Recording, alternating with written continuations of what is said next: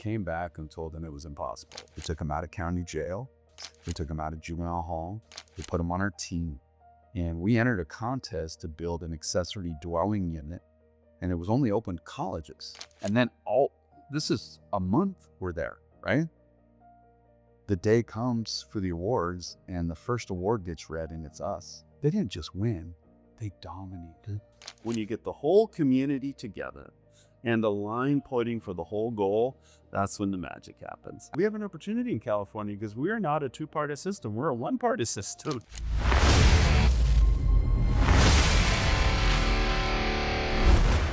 This is the INNOVAT3 Podcast. I'm here with my good friend Joseph DeRousi, not DeRuosi, DeRousi.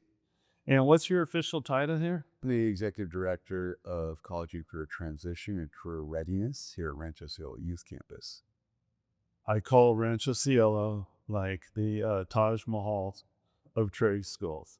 A beautiful campus here. So tell a little bit about the backstory of Rancho Cielo. Well, it started off as a labor boys ranch in the 70s and 80s, and Judge John Phillips, who was a prosecutor and then a judge, sent a lot of young men away to prison and wanted to come up with a better system. Yeah, so his options were lock them up for a little, lock them up for a lot, and he said, we can do better. Yeah, he could do better. He wanted to stop the pipeline and give kids better opportunities to not end up like that. And it really started with him talking to moms, and moms coming back and talking about how devastating it was to the family. And then also talking to young people who would come out and who would come back to Rancho Cielo and wanted more opportunity. And really the judge made this a forever home for people that wanted to get their life straight. So tell about the study he commissioned. Well, so the Packard Foundation commissioned a study, and he asked them to look at the feasibility of putting a program like this together, and they came back and told them it was impossible. There's no way that you could do this. It's not going to work. And so let's do it. So for him, he wanted to connect with industry. So he went out and met with the industry pioneers in Monterey County. People like Don Chapin, right? So Don Chapin, the Don Chapin Company are a large business here that does a lot of construction. Hayward Lumber, right? Hayward Lumber is the other one. So Bill Hayward is also on our board. Pete Scudder, who's Scudder Roofing, comes from industry. And he really went to industry people. Also Bert Catino and Ted Ballesteri, they own the sardine factory. He went to the best of the best. And so he went to people in industry and said, what do we have to do to get young people ready to be successful in your business? And then he asked them to invest in the vision. He went out, he got $10 million for the culinary kitchen, right? So the judge should have been a basketball player. Right? He's got that competitive attitude. They told him it was impossible. He said that just motivated him further. That's what drives. We'd relate that. The trash talk is my love language. Yeah. So and don't get on a racquetball court with him. So even if he is competitive, yeah, he is extremely competitive. And I feel like he had a vision, and his wife Patty is amazing. Bought into his vision, and she was the first employee here. She made nothing. The place was a dump. So the county owned this 100-acre ranch that you see today, and it was really used as the informal dumping ground for the county. And then we extend the metaphor to kids because the Natividad Boys Ranch was really a labor camp. It wasn't a rehabilitation space like you see today. So, our goal today is number one, recidivism. Number two, matriculation, complete your high school diploma. We really focus on career technical education. Now, I think I first met it through our work with R3. And I think I'd first connected just before you came on. Yeah. So R3 built a micro home villages.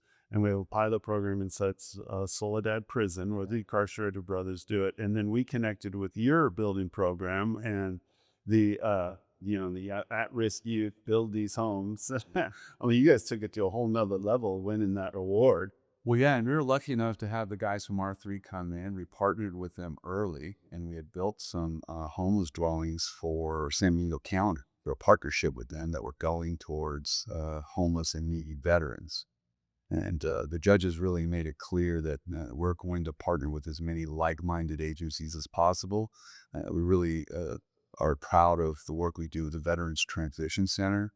Our U.S. Congressman Jimmy Panetta, who was a former board member here, is very passionate about helping vets. And I really feel like Monterey County has done, a better job than most, but has really kept a focus on doing what we can to provide support. So talk through your programs. Yeah. So what do you guys do? You got culinary program? Yeah, we have 6 different programs, and really culinary was our first program. And so we bring in 36 to 40 students. We have amazing partnerships with the best resorts in Monterey County.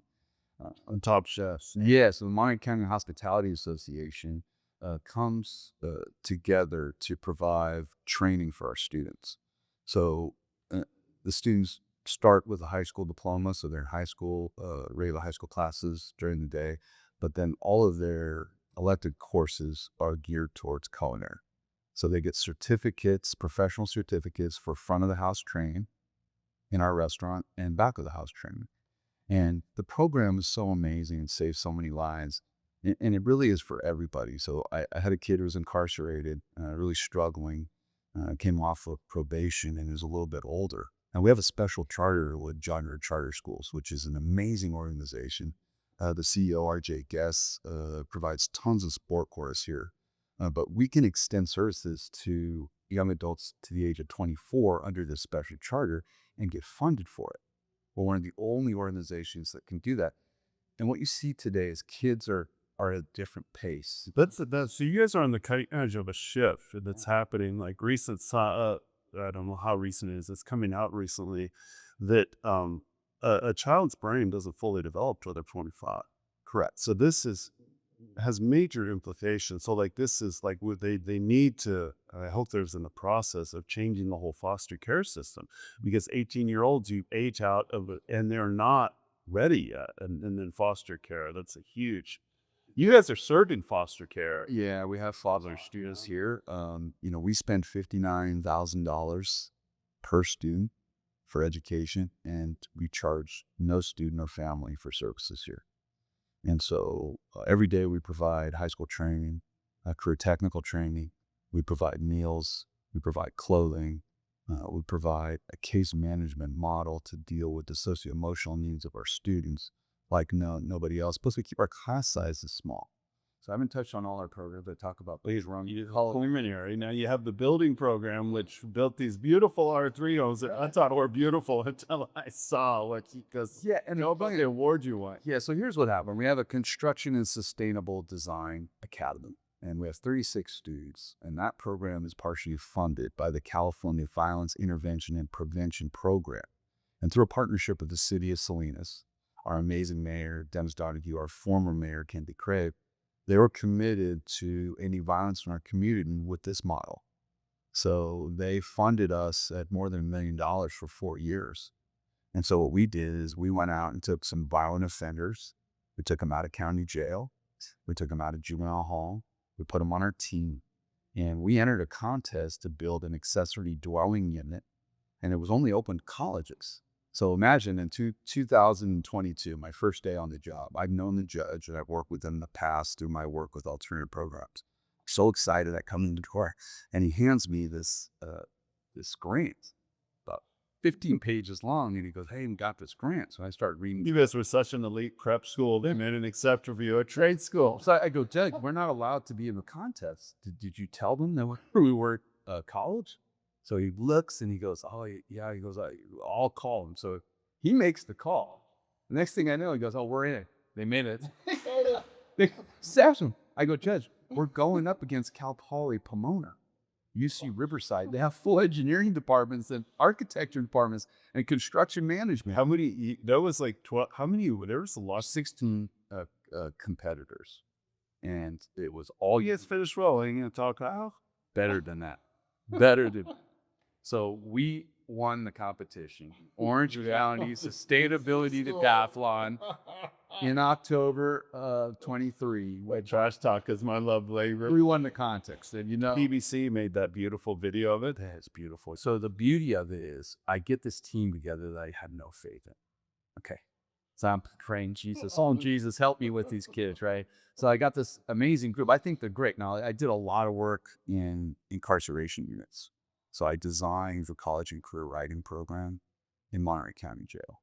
So my good friend Charles Silva is program manager there. Really wants. So you were working in the, I had worked there and how long have you been in Rancho Cielo? since May of 22, so a little over 3 years. So prior to that, you came from, I worked for the County Office of Education, and I worked exclusively with incarcerated youth and adults.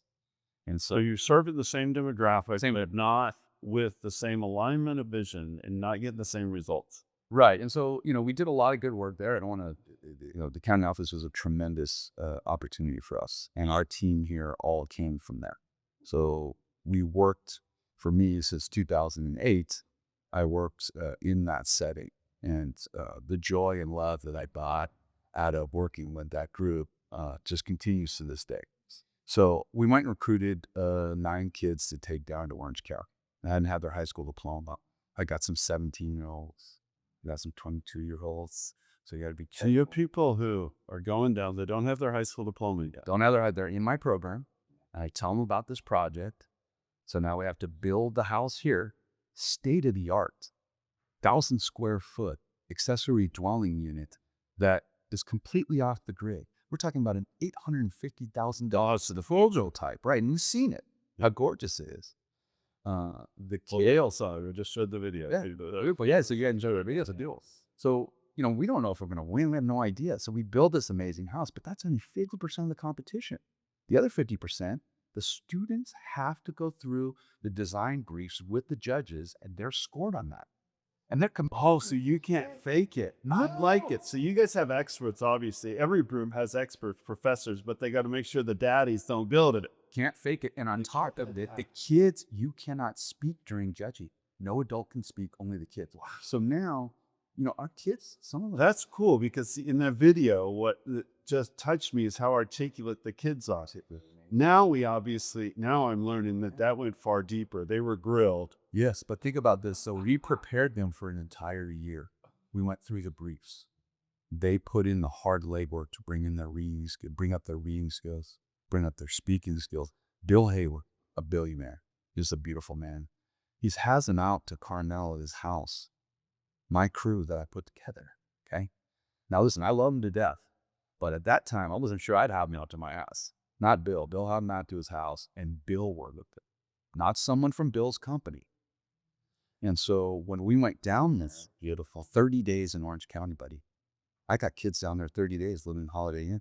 They never done this before. Some of them never been out of Monterey County. Half of them never been to Disneyland. Other half never been to the beach. Right? I'm down there 30 days. So in my world, a field trip of 6 hours is massive stress. You could have people that maybe don't get along well. You know how this team's going to operate, right? And they're dealing with a lot of socio-emotional trauma.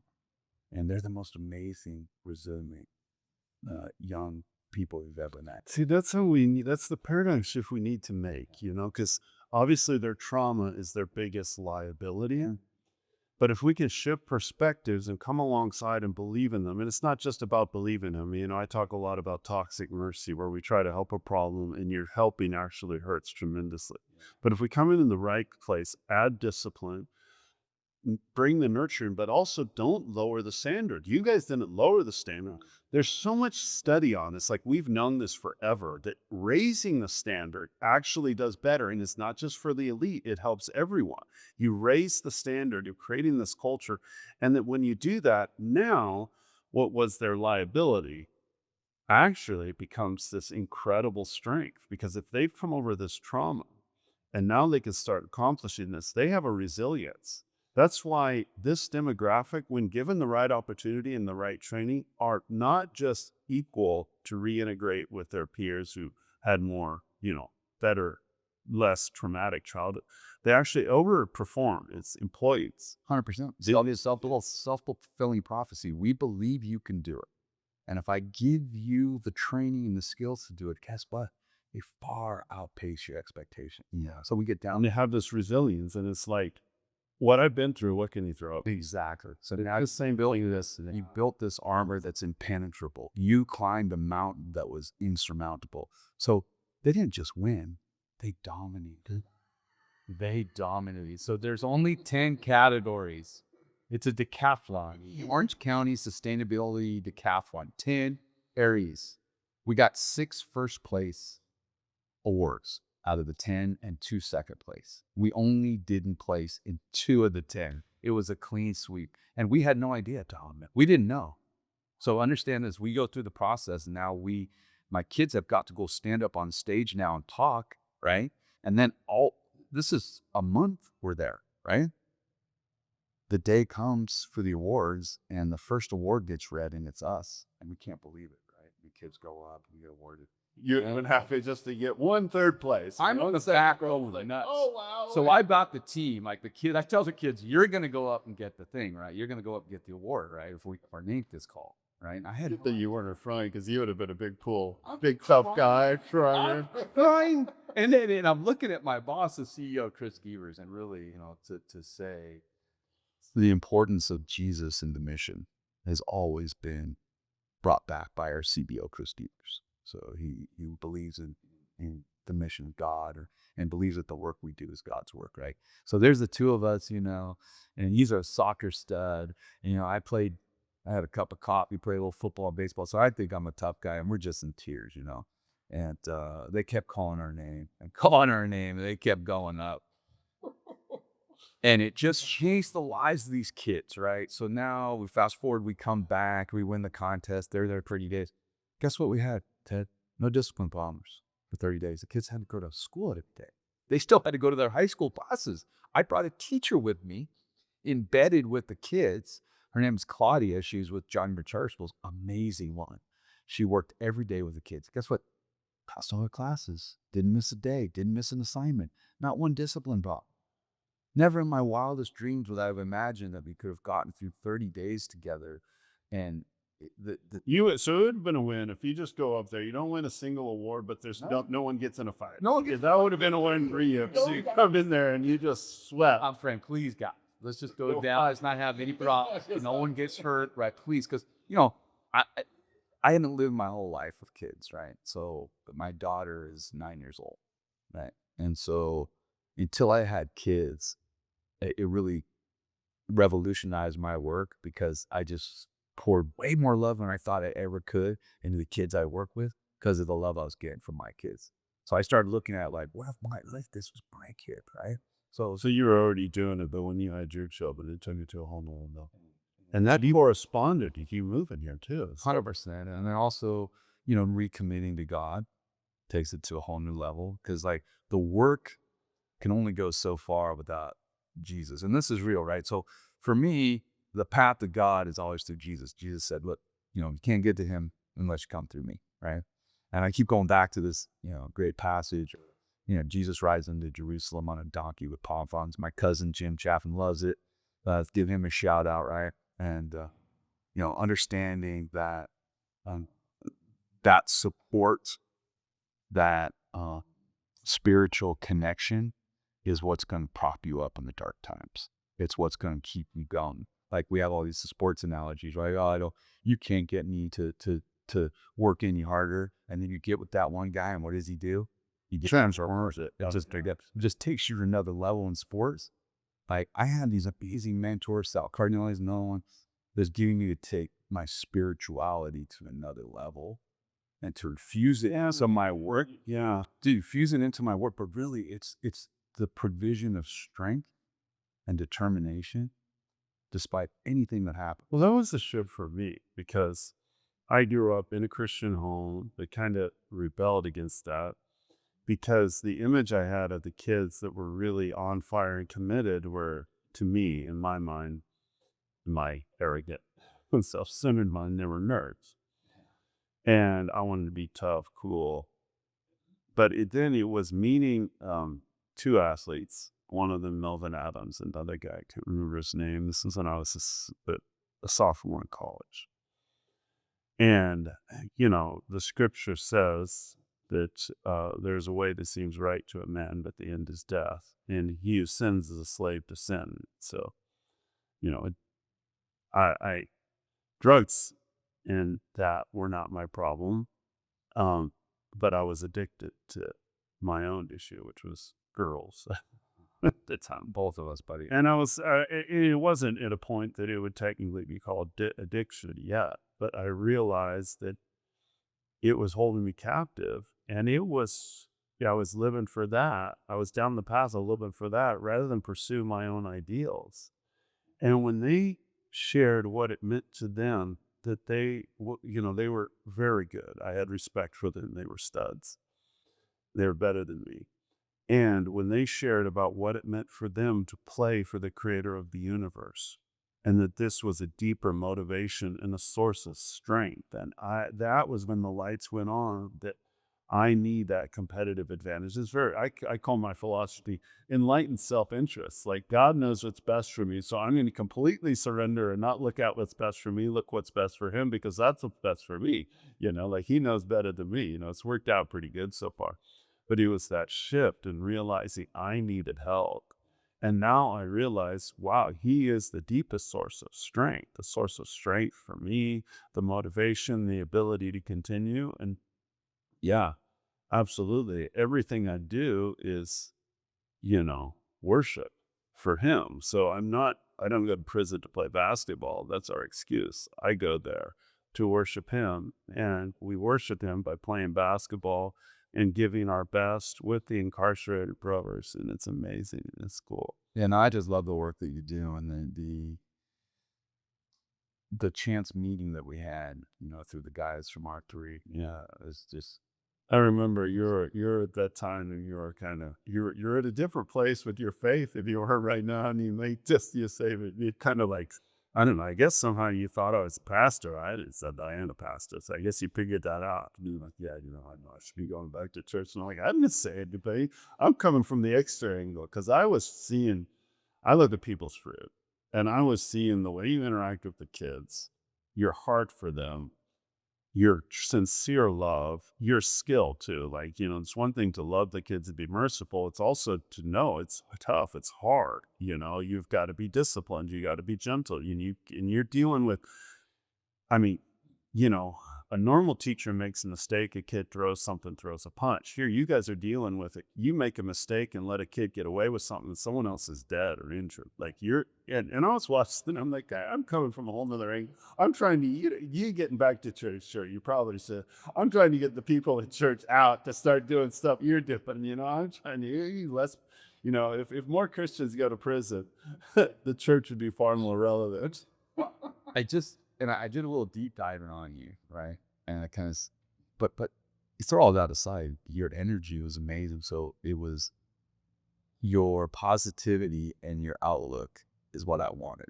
So you come here and you're this guy, and I like, the only way I'm gonna get is through Jesus, right? So you can fulfill yourself in certain ways, right? Like, so I made changes in my life that I thought were extremely positive. I know they were positive, right? So I wanted to get with the right woman in my life, and I wanted to start just focusing on a family, because that was important. And I was able to do that, but it wouldn't have worked without the right person. So, my amazing wife, Elisa, and my partner and everything, now she's working up here. And the work she's doing as a math teacher, right, is incredible. Well, it's beautiful. We're meant you to get to work together. Well, yeah, I always see the programs, but she's in the day-to-day and educational piece for the students. But I wanted to touch on something else too. Your understanding of the work we do here, right? And just how important this lifeline is to kids. And they have to bring all the elbow grease. So I've always looked at it like, I see people in the business sometimes arrogantly try to take credit for, all the work that a lot of kids do. And I've been guilty of that too. And so I had to really step back and think about, you can't take credit for anything. And never. And I'm really going to be as effective as I'm going to be. You do it a whisper, and you let their work. Like, I know totally what you're saying. And that's like, Yeah, I mean, you guys have set the, I mean, you can't downplay what you've done. This place's environment, you've brought your best, but it is truly a partnership. And you don't look at the kids as the people that need to be changed as so much as the partners you're partnering with. And like you guys were crying, but there's a reason you didn't go to the stage. Because those kids had to put in the hard work. Those kids are the studs. Those kids are the people that worked really, really hard. Now you gave them an opportunity. Like I keep saying, like people said, man, they hear about me going in prison and they're like, oh, that must be great. Like one friend said, bet you make a lot of impact on them. I hope I make impact. And they tell me stuff that encourages me. But that's not my initial reaction. My initial reaction is, no, I go there because of how much I get out. I was going to say the same thing. I'm so selfish. I want to go with you because I know it's going to feed me. Right? Oh, absolutely. Pleasure. I'm not taking that. And I have friends like my friend Brian Acey, who, Gonsolin, who's he's on my advisory board because he's an expert. He's a lived experience expert in reentry. And I met him in prison. He was in prison for nearly 30 years, just got out. He's out. And incredible leader. He's one of my most trusted advisors. Not just he's the media producer. I mean, just won an Emmy Award. I've never, he won an Emmy Award. I don't want an Emmy Award. He won an Emmy Award for some of his work. But that's why he's on my advisory board. I've learned so much. All of his experience happened in prison, but he was running the media program there. And that's part of the magic. We need to shift our mindsets that we get more out of it. And it's when you bring the community together, the community transforms, and it transforms us, middle-aged white guys, as much as it transforms African American who've been incarcerated for years, youth, young men, young people. Well, I did not want to go in the county jail to teach the program. So I had designed the program.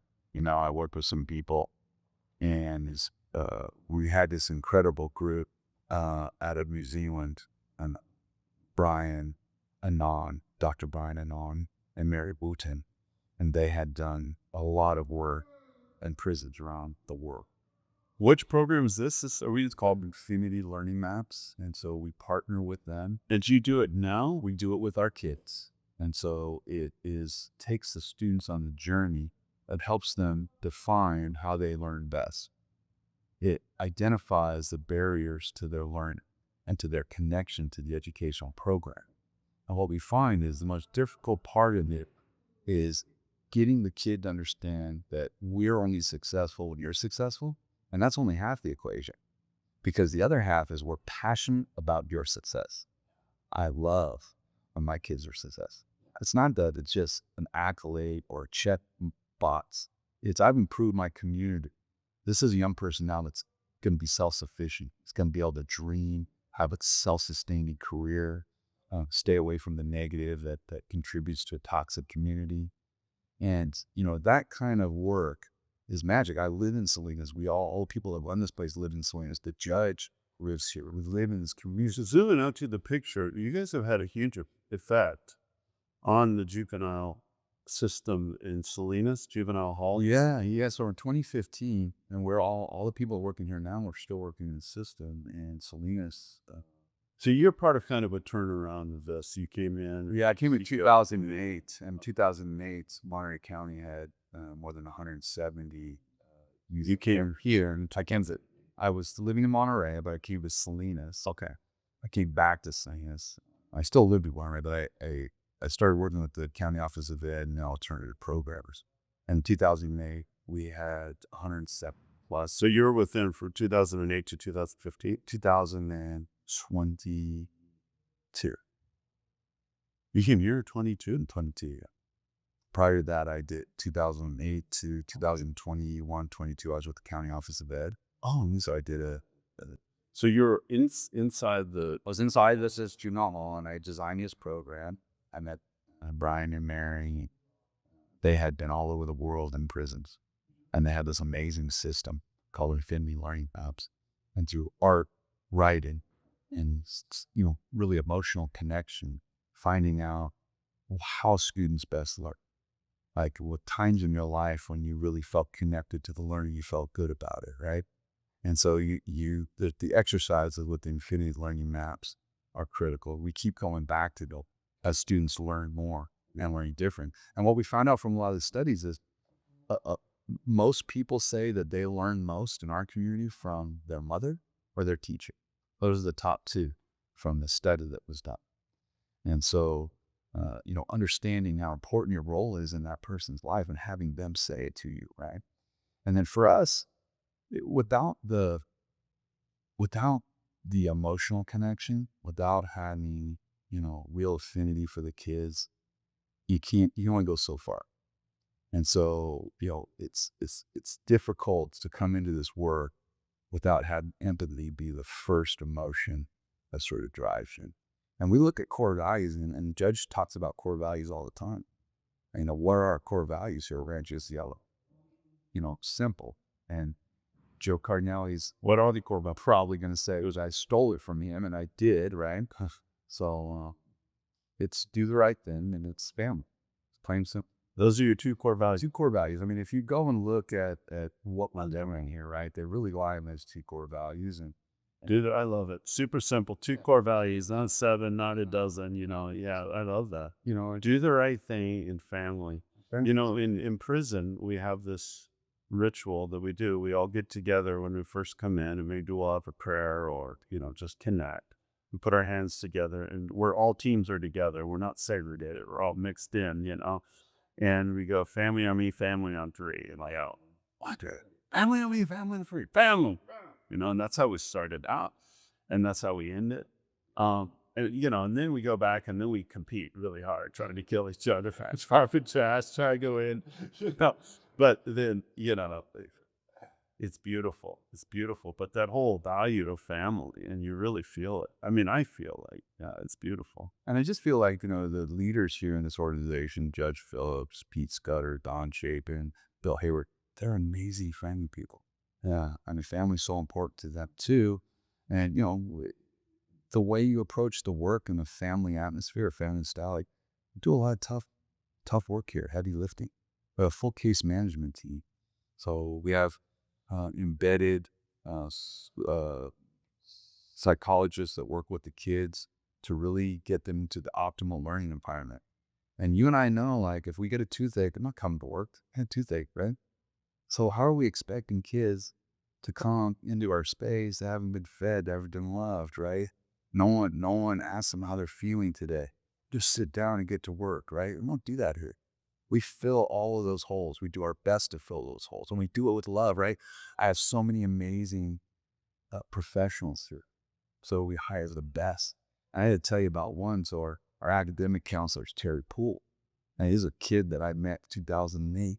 And where did I meet him? Incarceration unit, right? And today's our academic counselor. And so the journey of that young man to be able to come here today, and he's a proud father, has 2 kids, right? It's a master's degree. I didn't finish my master's, Ted. So I meet him in 2008, and he just far surpasses every single expectation that people had for him. Well, you're going to end up the rest of your life in prison. You spent too much time in the game. You can't overcome your past for what you've done. And all he did was made everybody look foolish along the way. Every person who said, you're not going to be able to do it.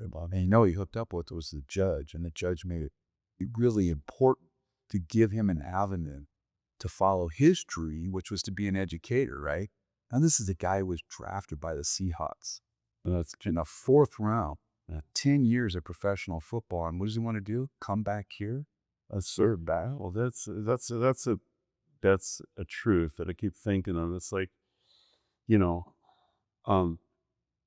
you look at societies, like when everyone's aligned with the same objective, that is when you accomplish incredible things. Like you compare what happened in Katrina and the levees breaking versus Holland, Denmark. Okay, where they've reclaimed land that's underseas. Right. The storms that they're facing are on a regular basis, and their levees rarely, never break. Okay, And the Katrina that destroyed the levees in New Orleans was a child's play compared to things that they face all the time. Why, if the science is there and the ability to do that? The difference is because in Holland, all of society has bought into this value, and it's not. It's so you have the policymakers, you have the haves, and you have the have-nots. Everyone's in agreement, and it's deep embedded in their culture. It's their culture value that our levees don't break, and they have that story of the boy who stuck his stick on his finger in. He's one of the heroes. I did, when I was reading that for my kids, I get tears in my eye. In New Orleans, it was the poor people that got screwed if the levees broke. Okay. And that's why, even though the science was not a breakdown, it was maintenance, which was a breakdown. But then the flip side of that is like after the levees break, the best in America comes out. You have this horrible tragedy, and there's a window after that where, our mutual friend, Jeff Taylor, whose fan is a huge supporter of this. This guy's very right-wing. It's unconservative, but he's right-wing. He jumped in a car with his friends, put tools in the back, drove there, and did whatever. They just showed up and did whatever they could to build, and came back. He went back again. He was always going. I was talking to him afterwards. He met these guys who were flaming like homosexuals, part of Burning Man, as far likely, and they're his buddies that he had not friends with because they were building together. And I never in my life thought you would have a friend. And like, he's truly a friend. And I'm like, Jeff Taylor? And it's like, you have these people coming together. It's not political. And I'm like, if we could tap into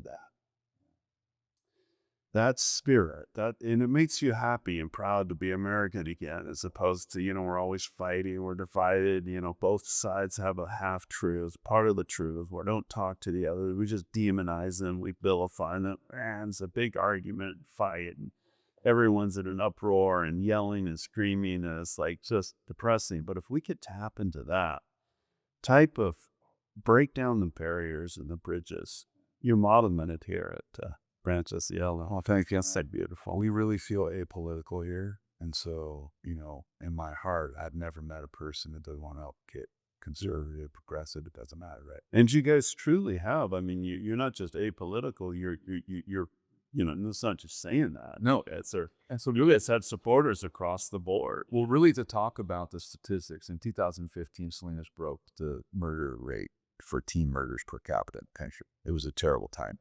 2016, 15. Yeah, and I was right in the middle of it. All the people that you see here, the principal. I was very involved. I was working here quite extensively with that time. That was through our friend Dick Menard and the Leaders Prayer Breakfast. I helped launch that and all that. Fearful. Yeah, and now all that. So you think about it. So here we are today, 10 years later, right? So one of the lowest crime rates. The solve rate has now gone above 90%. It used to be below 50%. So you're not solving crimes. Lack of cooperation and fear in the community. And now, Salinas is on the right track, right? We have Mayor Don. We should a study on that. I don't know if they should. Yeah, I think we should do that. We should definitely do that. Yeah. And model it after the study that my friend Adrian Tuccinati just did, but that's a different conversation. Yeah, no, and we work closely with the county sheriff. So I need access to county jail to go and potentially find guys to come out. One of my best students in the OCSBU is a kid I met in county jail, and has turned his life around. But, also the chief of police, Chief Acosta, just came here from San Jose.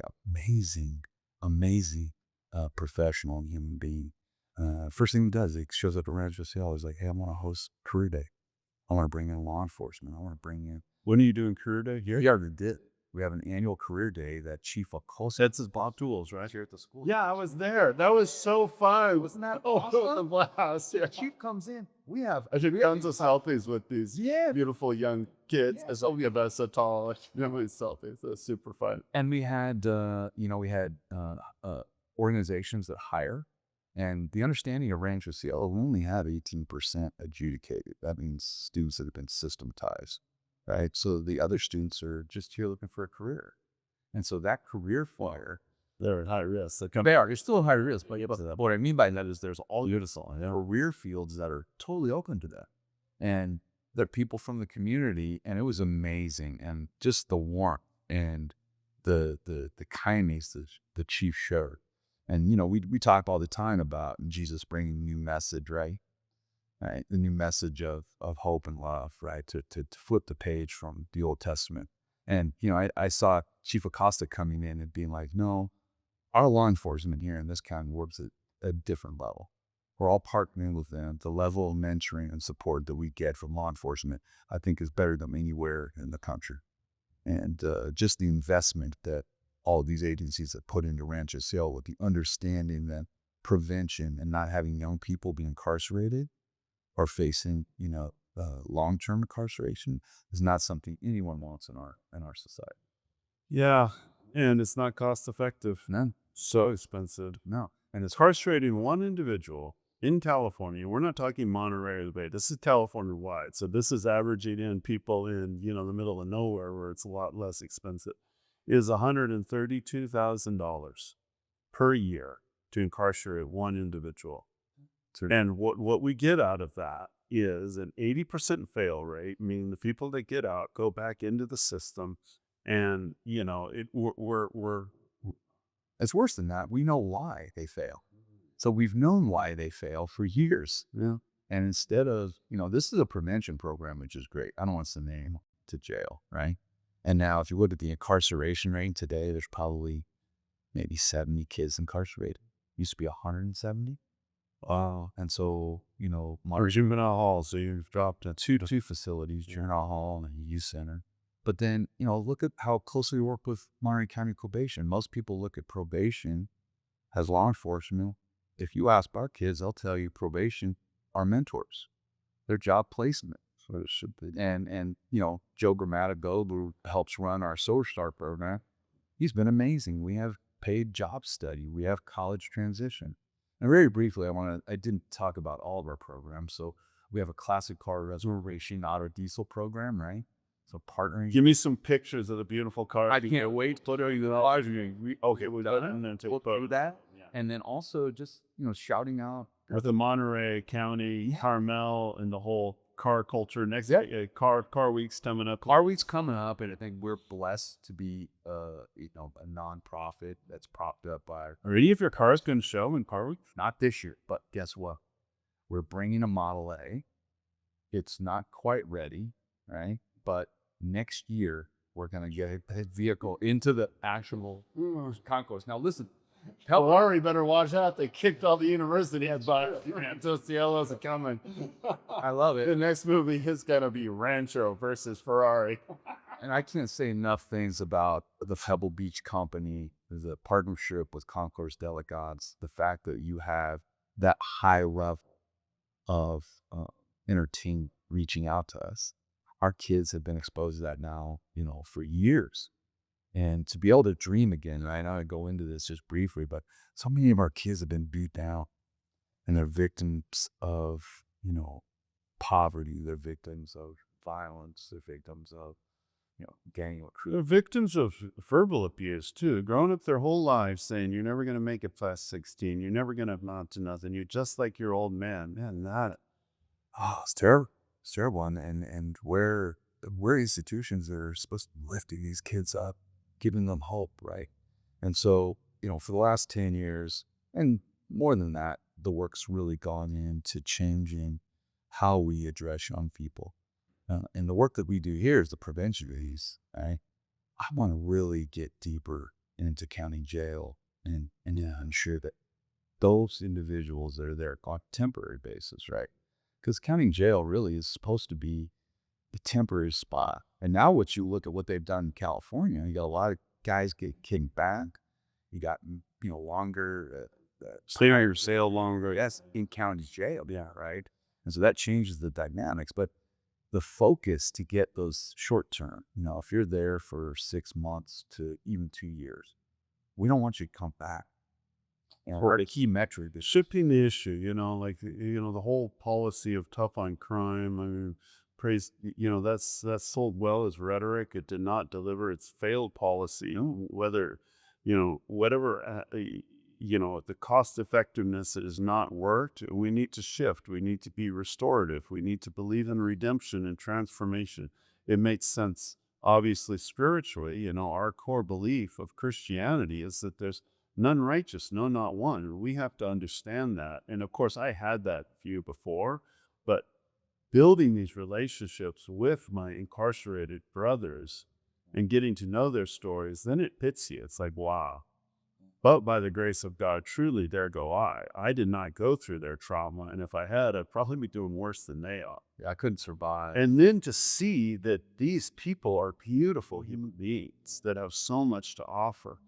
It makes sense from that angle, but it also makes sense from just the financial angle. It is super expensive to lock them up and punish them. And what do we get out of it? We get them coming back, committing crimes again, and propagating the system. And, we get what we got. So we've got to change that direction. And just look at your community. You want a qualitative adjustment to the lifestyle so people are living better lives. Yeah. I mean, you want to deal with Human flourishing for everyone. Yeah. And I just really want to go into this concept of, if you're not tied to Jesus and you're not tied to scripture and that's not sort of driving the process, for me, and this is my truth, you're only going to get so far. And so, as well as I thought I was doing, I always felt like I was empty. I'd get through something. I'd get through something, and I encouraged man like OCSD, right? OCSD was great. What Jesus said to the woman at the well: "If you drink of this water, you'll thirst again. But if you drink of the water I give you, you'll never thirst again." And that's very true. It's this inner energy that drives you. And I mean, it's a best practice. Like, it's truly real. His spirit living in you, driving this energy from the inside out, changing your perspective, giving you resilience, giving you this ability to shift your perspective to see the hard times as just opportunities and challenges, and being able to see the breakthrough that's going to come and connect with that before it comes. Yeah. And man, I've spent a lot of years being doubting Thomas, buddy.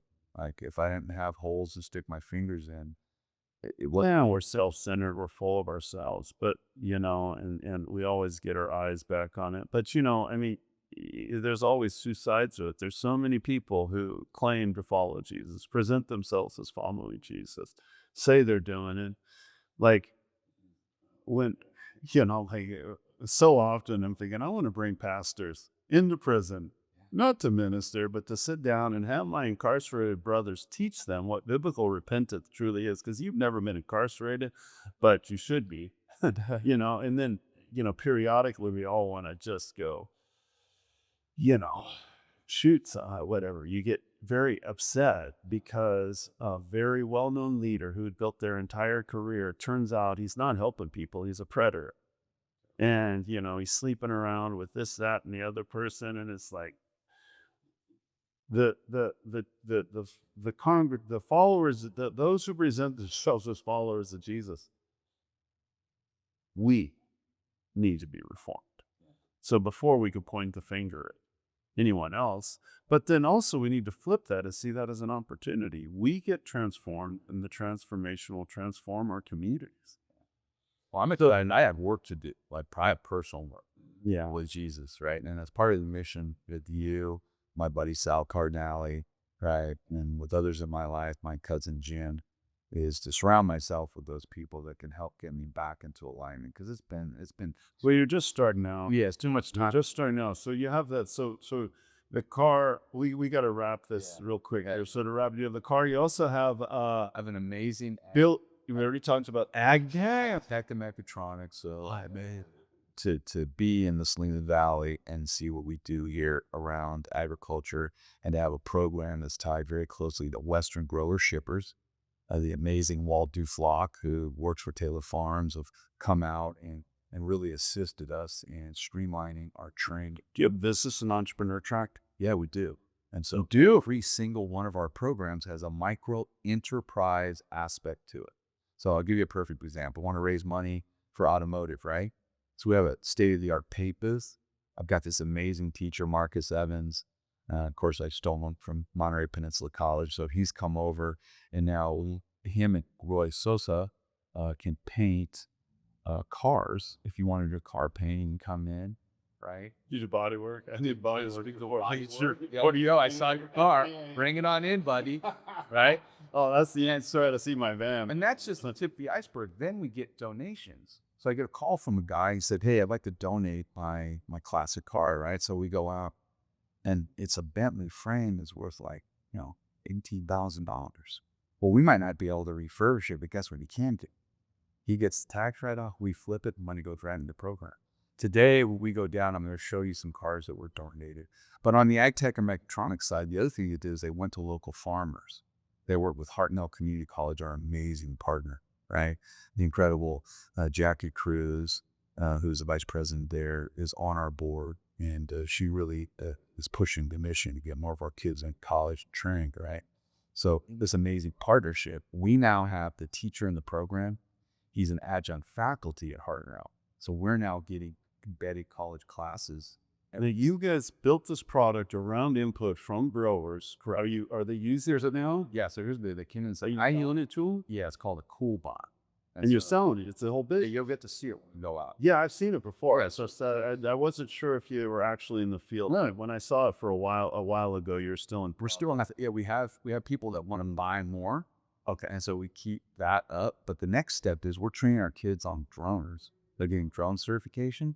So there are so many jobs that you can get in agriculture and construction around drones. But there's also contract work. If you know how to do that work and you have that FAA 107, Series 107 license, someone will contract you, pay you. And now you take what's really fun for the kids, learning how to operate a drone, the science behind a drone, and now there's work behind it. Now you're getting paid. So the drone is the hook, right? We have them go through this training around Western growers, and then we go put them in college or right to work.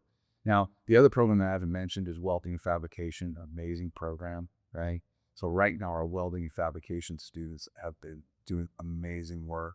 Highest graduation rate. When I got here, there was no progression. Did you see the Microsoft? There's other studies, but Microsoft just released a list of like the top 10 jobs that the AI is going to displace and the jobs that are secure, at least for now. And it's the opposite of what you think. But you guys are on the hot list of jobs that have a huge future that exists, and that's something to press into. The jobs that are going to be displaced are, we never thought, but the white collar jobs are the ones that AI is coming after. And blue collar jobs, we're actually entering the golden age, because now with the whole trends and globalization is ending, the next big trend is reshoring. So we're going to be building out the infrastructure to build all our stuff. So that's where the future jobs are. Yeah, and I think what really puts us on the cutting edge is having the industry leaders in these industries, right, come out and let us know, well, what our areas of focus should be. But, we're so proud of our welding program. Half of the equipment came under donation from Hartnell College, right? We went out and recruited heavily. We filled the program. And, last year we had the most amount of graduates out of that program. That's sure still around. And you go down there today, right now, I've got 10 kids working, right? 4 of them are welding. Wow. And some of our best welders are welding. So think about this. Well, this is really trying to flip the script on gender-specific careers, right? More women in welding, more men in culinary. And so you think about, culinary is typically looked at, especially the front of the house work. A lot of it's done by women, not anymore. And we have more men in our culinary program, and they are just amazing. From the pastry chefs that we're building, right, to the front of the house managers, just incredible kids, right? And I can't say enough about our chef Jaden, man, is an award-winning chef, right? Also, guys, just well, send me pictures. We'll take some pictures here. We'll fit it in there. Well, thank you so much. Well, I mean, this is my secret agenda. This is what I want out of this. Okay, so my calling and what Innovate is all about is connecting the spirit of innovations. The Bay Area knows how to solve problems and innovate, and we've changed the world over the last several decades. Now, NVIDIA is a $4 trillion company. You just see that? Oh, yeah. There's only 5 countries that have a GDP more than NVIDIA. That's incredible. This has never happened in any other time in human history. The amount of wealth that's been created. But if you look at that same period of time, human trafficking has increased. Food insecurity has increased. Poverty has increased. California is the number 1 of the 50 states in our union, has the highest rates of poverty in California. It's crazy. Yeah, because of the high cost of living that's driving it. Prison recidivism, unequal access to justice, all of these symptoms of poverty, that those have gotten worse. So, and yet we're the ones who are the merciful, progressive, forward-looking people who fancy ourselves as we're the ones that take care of everybody in here. But we're not. But that's an opportunity. And if we can connect those two things and bring innovation to the problems that matter most, the way we treat one another, I believe that's what the Bay Area is really about. And that's, going to usher in a human flourishing for everyone. And what I like here is you guys are modeling. And I want to partner with you to make this example, along with other positive examples, to mobilize the community, to keep growing and then inspiring others until a movement grows big enough that hits critical mass, that we change Salinas, we change the Bay Area, we change California, and we help guide this direction of the world, of this shift in this technology, to the anti-utopian future of where there's human flourishing for all. And that's beautiful. It's a beautiful sentiment. And, really, when I think about it, we hope to take this model on the road.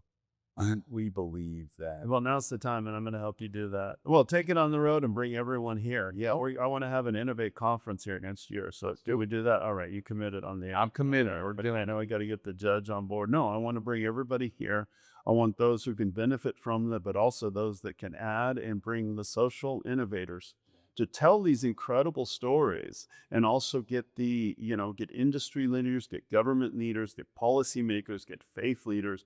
When you get the whole community together and the line pointing for the whole goal, that's when the magic happens. Absolutely. And so we start with your, apolitical rhetoric and getting all of the loggerhead groups together in a singular motion, right? And a mission towards progress, will really start moving the needle, especially in this state where, we're facing so much. How do we have so much? Well, I think American politics are broken. Obviously, I think everybody agrees with that. We're so polarized. We're fighting, we go from high as half the country's high as a kite, and then maybe disillusioned with their own person, and then, But we have an opportunity in California because we're not a two-party system. We're a one-party system. So. Just one last thing on the food insecurity, because this is so critical. Like, you think about, we're growing so much of the produce for this country. I can't say enough about the ag community here in Salinas. So we have a food truck that comes, right, every week. Every kid here on campus can load up on that produce truck. Not only that, just a deal with that. Actually, they might be here today. But they may not start till school starts, right? And their families can come out too. But then we have this amazing Veggie Box fundraiser, and Mike and Kim Costa put that on, and we raised more than $500,000 for this organization, and that all gets driven by the ag community. And so we're really doing our part to end food insecurity. We think it matters so much to optimally producing better professionals. To get that solved early is so critical. I can't tell you enough. Young people in any situation when they're hungry is difficult to reduce. It's so sad. It's so sad. It's so broken. Because you have kids, I have kids. Your kids never go hungry, right? And when I was growing up, your kids never go. No, we never go hungry, right? We eat too much, and there's not enough calories. But and me growing up, we didn't have money. But I'll tell you this: we never went hungry. There was never food insecurity in my house, and it made a passive difference. Just food insecurity, but like what I call cultural poverty. Man, we just let's have tasty, wonderful, amazing food rather than this this high calorie, low nutrient junk we eat. Well, Joseph, this is the first of many.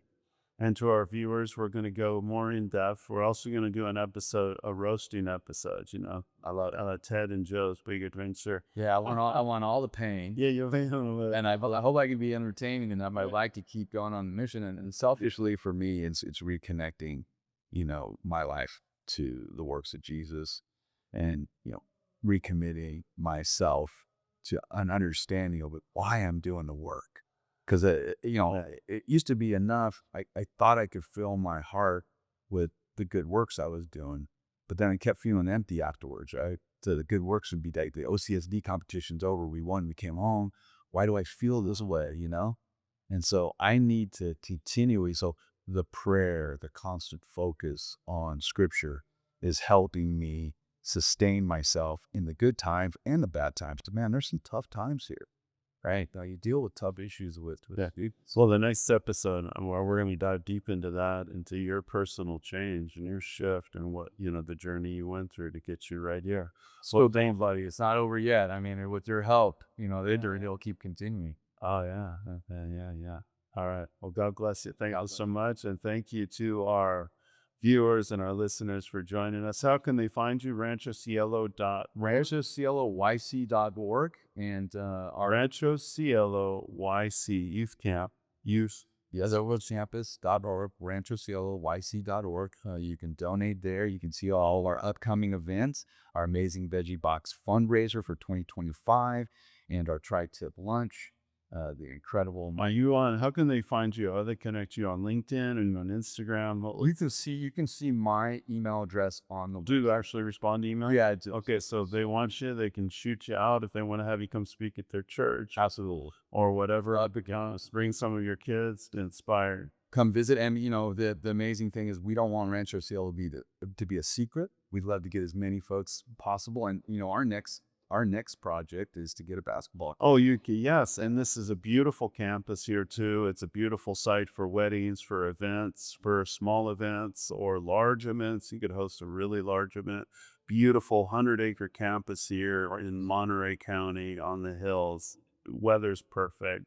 You have you have a stage. You have a state-of-the-art sound system. You hosted the jazz festivals there. Yeah. So this is a great place for events. Just reach out, RanchoCieloYC.org. Yeah. All right. Well, God bless you. God bless you. Come and test some of us.